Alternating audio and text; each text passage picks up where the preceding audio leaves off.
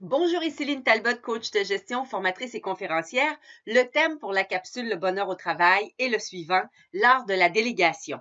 Tout individu qui œuvre au sein d'une entreprise est touché par la délégation et ça, peu importe son rang hiérarchique, d'où l'importance d'une délégation qu'on veut à la fois efficace et réussie.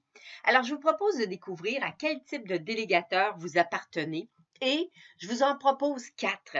Alors, le premier, c'est la tornade. Elle laisse sur son passage un tourbillon infernal et un amas de documents qui vous laisse souvent sans voix. Deuxième, le perfectionniste, qui garde tout pour lui, convaincu que nul ne peut mieux accomplir une tâche que lui. Il délègue au compte-gouttes. Vient ensuite le généreux, celui qui délègue absolument tout avec la promesse absolue d'accompagner et de soutenir la personne à qui il délègue une tâche, mais ses explications, ses attentes sont souvent floues.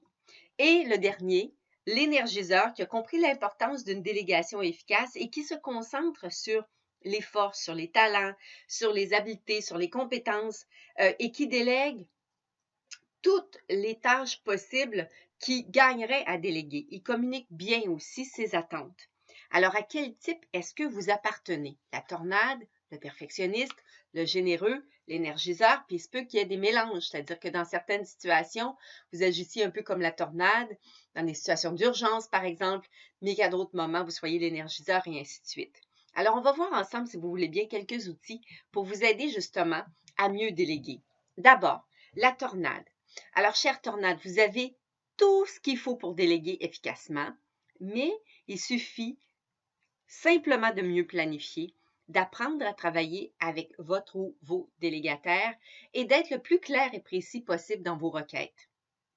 Quant à vos délégataires, lorsque votre délégateur vous confie une tâche, prenez le temps de lui poser toutes les questions que vous jugez utiles et qui vont vous permettre de bien réaliser le projet qui vous est confié. C'est une excellente occasion pour vous de dévoiler aussi vos talents. Pour le perfectionniste, cessez d'essayer de tout faire vous-même. Vous n'y arriverez pas et vous avez davantage à déléguer.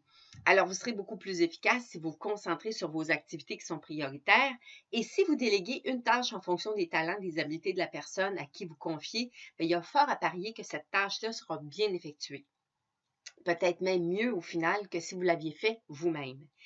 Votre délégataire, lui, si vous travaillez avec un perfectionniste, vous allez avoir ici l'occasion rêvée de mettre à contribution vos talents et aussi d'identifier quelques tâches que vous souhaitez ou vous aimeriez vous voir confier. Rencontrez votre délégateur puis expliquez-lui que vous voulez l'aider parce qu'il a besoin d'être assuré. Et bien entendu, assurez-vous de pouvoir livrer la marchandise, de bien respecter les délais et les attentes qui vous sont confiées. Il en revient à vous de développer une relation de confiance entre vous et votre délégateur, de poser les bonnes questions. Pour ce qui est du généreux, à partir de maintenant, engagez-vous à bien identifier les tâches que vous souhaitez déléguer. Premier exercice, de rencontrer votre ou vos délégataires et de prendre le temps d'expliquer clairement vos attentes pour chacune de ces étapes. Et rappelez-vous qu'un plan de délégation peut aussi vous être fort utile pour déléguer une tâche à la fois et éviter aussi de déléguer dans l'urgence, ce que j'appelle souvent du dompage. Pour ce qui est de votre délégataire ou de vos délégataires, voici une chance en or de pouvoir vous réaliser et de vous assurer surtout d'avoir toutes les explications quant aux attentes de votre délégateur, soit l'échéancier, les résultats attendus, etc. Soyez proactif parce que vous n'aurez peut-être pas la chance de le revoir parce qu'il va vite et que son assiette est bien remplie. L'énergiseur. Alors, si vous êtes un énergiseur, vous êtes sur la bonne voie pour déléguer efficacement. Ça veut dire de continuer d'impliquer vos collaborateurs, de tabler sur les forces de chacun, les vôtres aussi, en plus des leurs, et d'identifier, prendre le temps d'identifier quelle tâche ou quelle responsabilité vous gagneriez à déléguer à court, à moyen puis à long terme et préparer vos ressources afin qu'elles puissent réussir haut la main à relever les défis proposés et à venir. Si vous êtes le délégataire d'un énergiseur, vous allez avoir très certainement compris qu'à travers la délégation se cache une des plus belles sources d'apprentissage. Alors, à vous d'épater votre délégateur, de poser les bonnes questions, de continuer de respecter les délais, de vous assurer que toutes les attentes de votre délégateur soient clairement comprise.